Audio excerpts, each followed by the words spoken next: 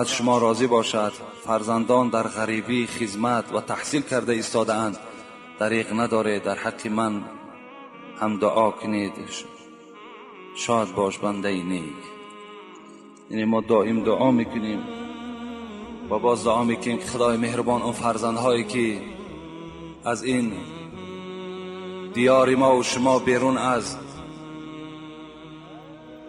وطن ما و شما قرار دارند، چی برای تحصیل رفته باشند، چی برای به دست آوردن مال، برای بهبود کردن زندگی هشان، خدای مهربان سفرهاشون به خیر بگردانی و با مرادهای حاصل شده خدای به خاندان پس بگردانی. آمین یا رب العالمین.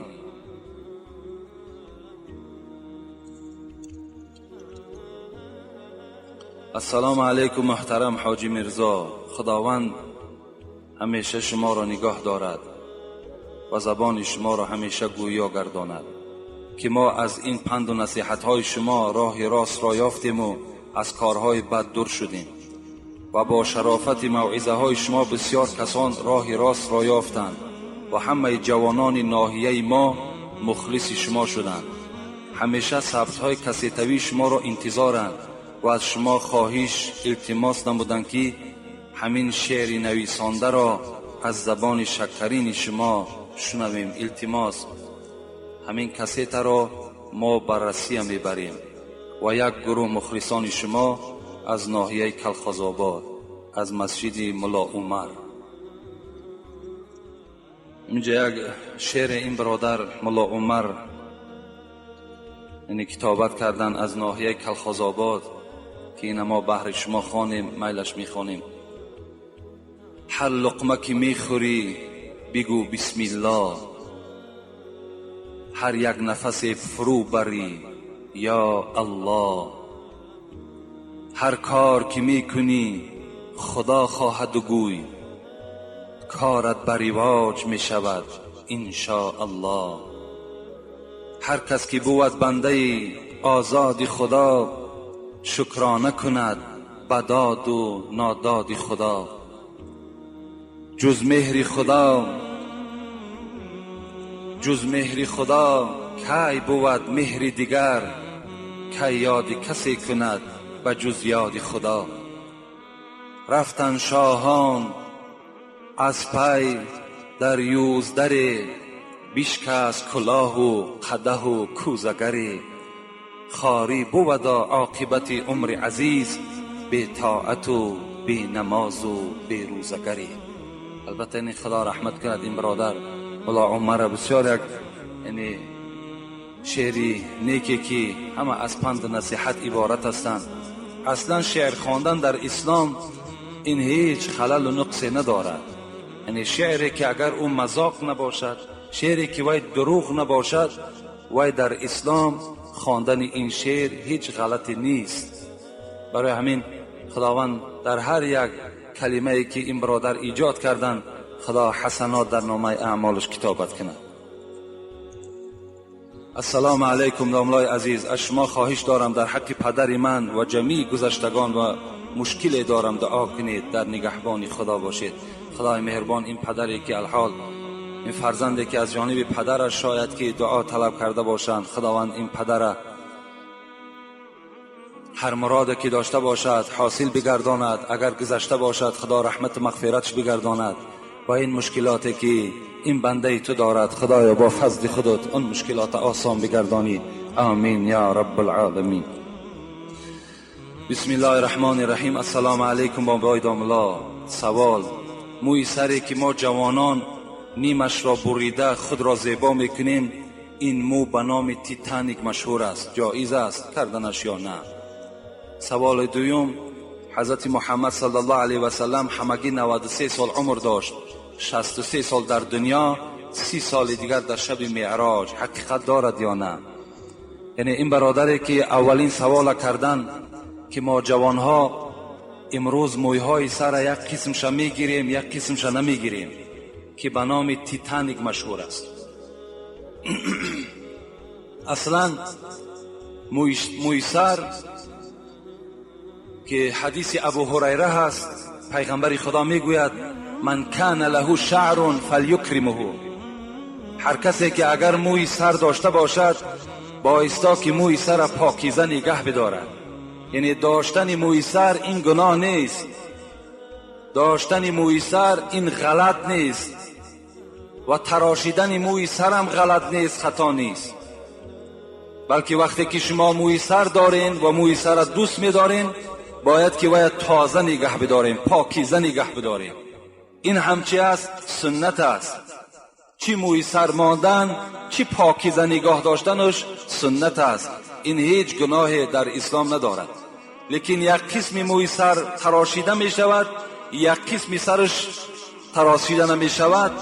یا اینکه مثال وقتی کودک تولد می شود یک حق پدر همین است که موی سر کودک باید تراشد و مقدار همان وزن موی سر باید که طلا دهد. شاید 1 گرم میآید، شاید نیم گرم میآید و یا به سامانی میگرداند، در فقیرها و مسکینها تقسیم میکند. همین بعض کودک ها را میتراشند و در پس موی سری و یک دمچک میگه موشو یک دمچکه میمانند دراز. همین ها را پیغمبر چی گفتند؟ چی همین تیتانیکو، چی همین دمچکی که از پس سر کودک میمانند. این حدیث ابن عمر است که هم بخاری روایت میکند هم مسلم روایت میکند. پیغمبر گفتند که ابن عمر میگوید سمعت رسول الله صلی الله علیه و سلم ینهى عن القضع. پیغمبر خدا از قضع من کردند. من شنیدم میگوید عبدالله ابن عمر از قضع من کردند. قیل لنافع ما القضع. حضرت نافع را پرسیدند قضع چی هست؟ یحلق بعض رأس الصبی و یترک البعض. پیغمبر گفتند بعض سرش را می تراشد و بعض سر او را باقی می ماند. این را قضع می گویند. پیغمبر از این قضع تمام امت خود من کردند. از این خاطر از همه جوانها همان طریق پس کردنی که این در دوره های شوروی بود که همه یک زیل پس می کردند. امروز ما و شما تقلید میکنیم، تقلید داریم به همون کافرهایی که امروز چی یک مصیبت کلان بالای مسلمان ها آوردگی هستند.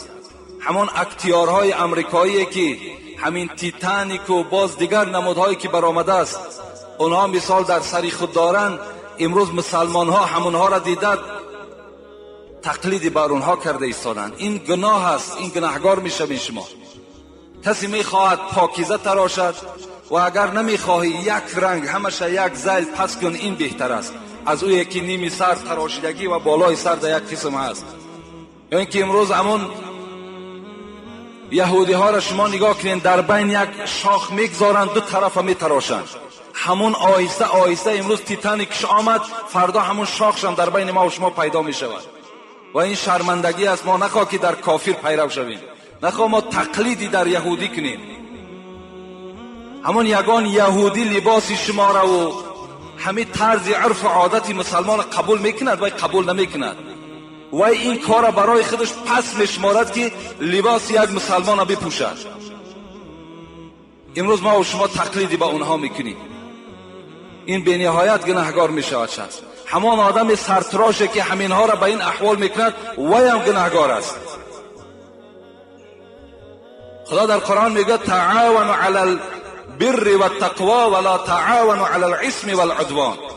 شما یک برادری مسلمان در کار ثواب یاردم کنین، در کار گناه یاردم نکنین.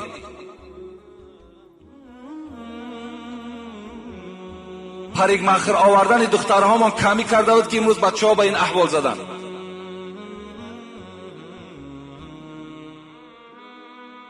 چی در تراشیدن موی سری بچه ها، چی در روز نکاحی که به یک بچه شما دختر میدهین دخترتانه که سرتراش ها را میارین ابروهاشون باریک میکنن، در چهره های روی های اونها چقدر کریم ها و چقدر کراسکا ها را میشکن، موی های سری اونها را پیشا و پسا را میبرن. اینها در پدر و مادر گناهگار هستند.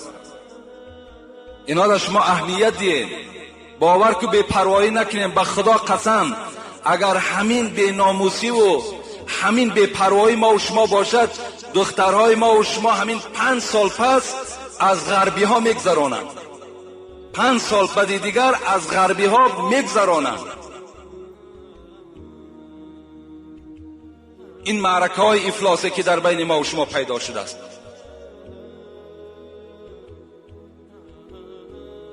همه این در کلانترها البته گناهکار هستند. اگر پیش راه این کار نگیرن، بی پروایی کنن، غیرت اسلامیشان نشان ندهند، همش گناهکار میشویم. السلام علیکم داملای محترم. شیرین سخن از شما یک چیز را پرسیدنی هستم.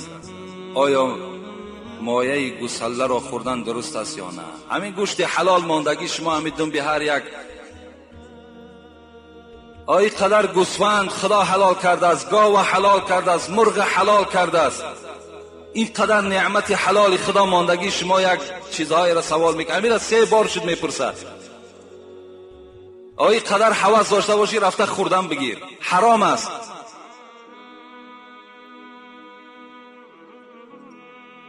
طبیعت آدم مسلمان نخواه که مایه گوساله و مایه بقه و دیگر خورد. این قدر مثال طبیعتی مثال غلیظ پلید است. شکر این قدر نعمتهای حلال خدا بسیار است گاهی از اونها استفاده کنید.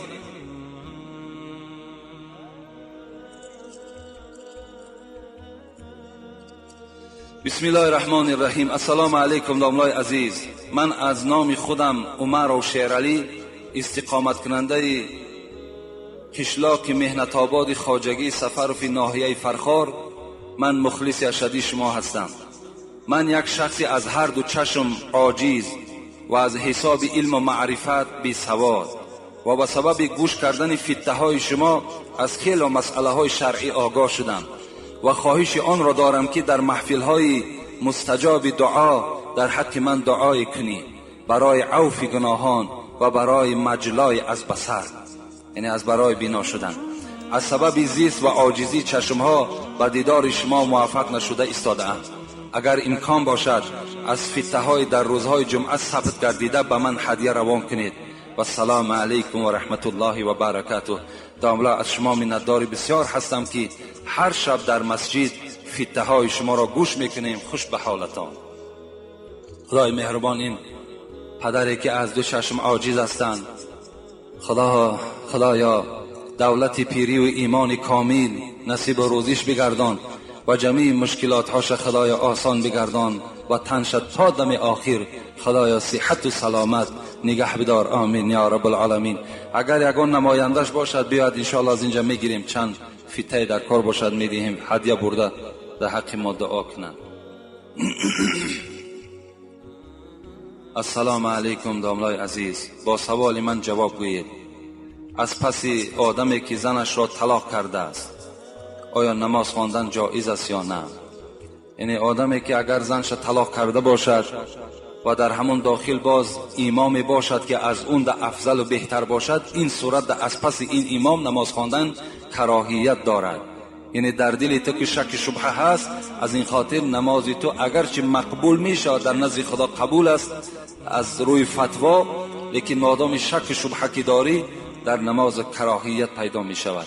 اگر امام از اون دیده بهتر و افضل تر باشد مرحمت اون پیش دارند، لیکن اگر نباشد وای نماز خواند باقی ندارد در نماز شما. طلاق کردن زن او به نماز شما هیچ ضرری ندارد.